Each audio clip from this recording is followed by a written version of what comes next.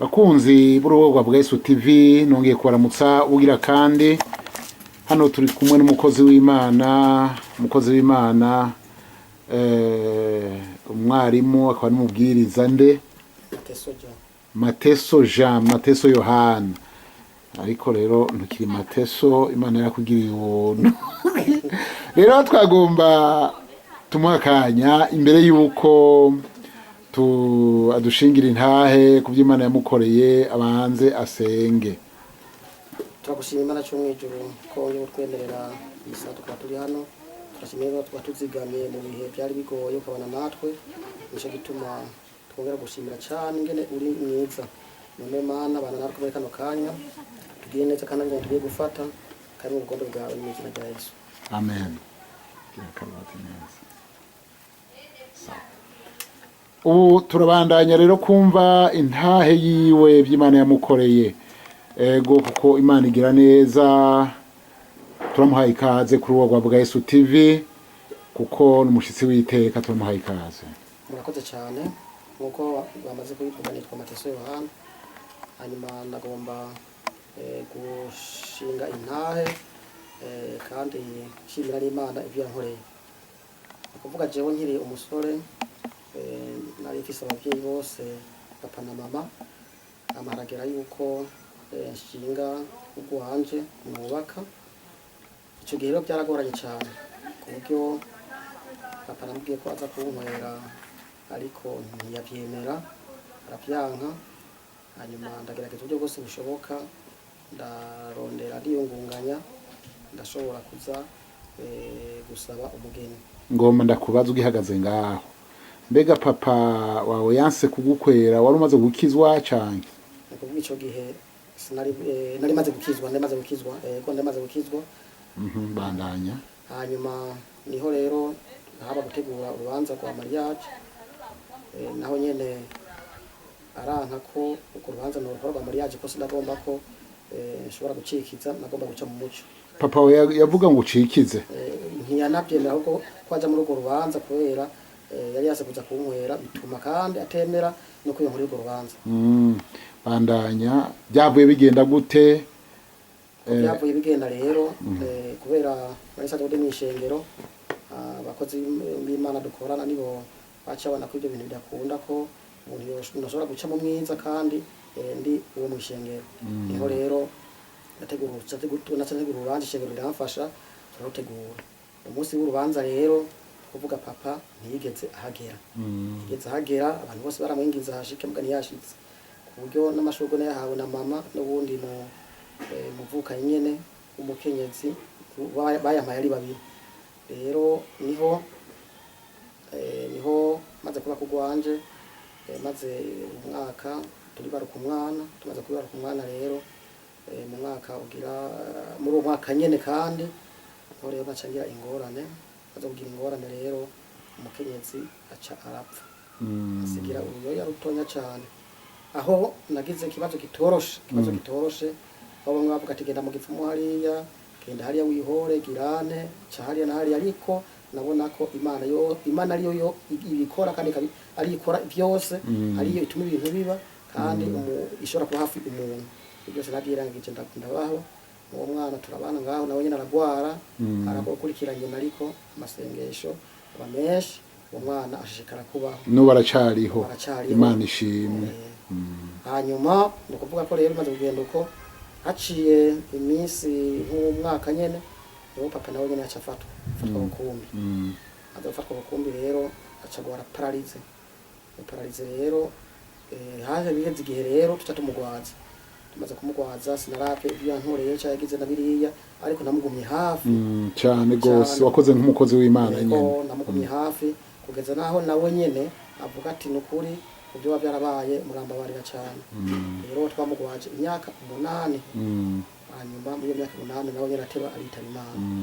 Maze gitaba Imana rero ntaguciriyemwo, mbega yitavye Imana amaze kumenya Imana? Oya ntiyari tubandanye. None rero tukuvuga ko bimaze kugira ngaho rero kuvuga nasuye ndubaka urwanje nyene hanyuma ndongera ndavyara undi mwana hanyuma kandi uko nari ico gihe byabonekanye ko Imana yashikaye kumpezagira kuko naguma muri kuva mu ishengero irampezagira ndetse n'ubukene nabona ko ndimo cyane ariko Imana ngira neza ndagenda ndaduga bukebuke ku buryo mbona ko mbese umuryango atangorane n'imwe kandi naciye mu bigeragezo bikomeye cyane sinaja mu bapfumu sinaja muri na biriya ariko mbandanya senga Imana ngira neza Imana yarakoze uwo mwana nasigaranye ubu yari narimwishije amashure yamaze kuyarangiza y'icumi na gatatu yarangije aratora exeta unimeje kudonoka kuri kaminuza yego Imana ishimwe kwe yego hanyuma kindi no camvuga ngiriye ko muri uyu mwaka nawo narigize imisifisi ingwara yo kumeneka umutwe cyane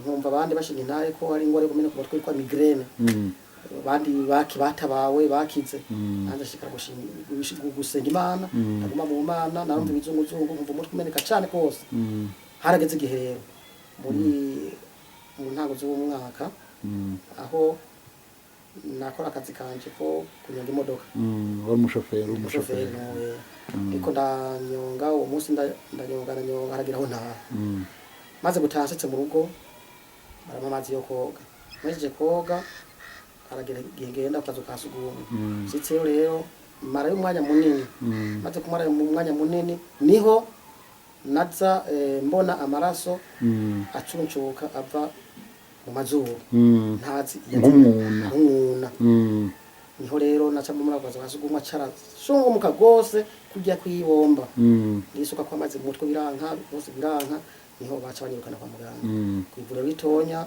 barantera serumu ya mbere ya kabiri naho nyene bishishikara kucunsubuka gose niho baca abantu bara kuri hospital mu Rumonge ku bitaro bikuru niho rero bamfasha abasenzi baraza bakansengera bikamfata nko masaha 2 bigacurika mu masaha 2 bigacurika nkuko ibyo bitanda bimazemo indwi yose ariko kubw'Imana wa muntu bahagarara Imana yarakoze Imana yatabara Imana ngira neza barantekerera imiti ndataha kugeza n'ubu rero ndaho narakize wa mutwe waraheze ku bya bizunguzungu byaraheze Imana ishimwe rero icyo rasugenda gishimira Imana cyane ngene yangiriye neza naho gusa agisigaye ko abaganga bavuze ko banteye amaserumu menshi ashobora kuba yaciye atera isukari bapimye mu nyuma babonye kumenga ni nyinshi n'ubu rero ko ndasenga Imana kugira ngo nayico cyago naco nyene kize gihagarare zigene kandi abizeye gose nabaye muri bya bihe nubizo gutabara nta kinanira sawa okay cyane ntaye yanje niyo gushima Imana akabari iki urakoze cyane mukozi w'Imana iyi nta ikomeye kandi zofasha benshi hariho abarwara bakagira ku rugero rwo kwihebura abandi ugasanga biruka mu bapfumu hariho ababura ugasanga naho nyene biragoye nyene babirutse mu bapfumu none wo wafashisha iki no bafasha cyane gose bizera Imana abapfumu nabasoma nabambuze ni kuvuga iyo ugiye hoho abayejeje ariko iyo usenze Imana ugahagara neza udakebaguzwe Imana iraza ikagutabara benshi je iyo ngwara nanjye kwiye kumitana kabisa kuko n'abaganga baravuze ati wowe uracariho kuri ryavuro ritonya basuye kumbona ndiko ndagenda bambaje ni wewe ni je Imana yarantabaye Imana ishimwe abaganga barabazanya ati byari bikati biragwaye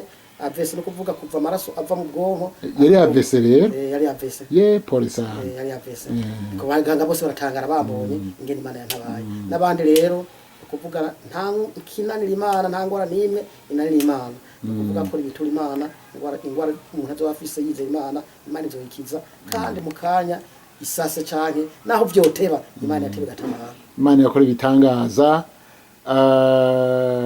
bakunzi b'urubuga bwa Yesu TV murumvise iyi nta ikomeye aho Imana yakuye uyu mukozi w'Imana ikamutabara ikamukiza AVC hariho abapfa bagwaye AVC hari abandi bacacika bagira baparalize ariko wewe yamugiriye neza muramubona ko ari umukozi w'Imana ameze neza murigena ngana murigena vuga rero Imana irakora ibitangaza rero nagomba ndabasabe kugira ngo iyi ntahe muze muyikwirakwize mu bandi kugira ngo nabo baze bafashwe, mwibuke kugira sabone, hanyuma mwibuke no kugira jeme na partage, gusangiza abandi iyi ntahe, ntimwibagire gushirako komantere. Umwami Yesu abahezagire.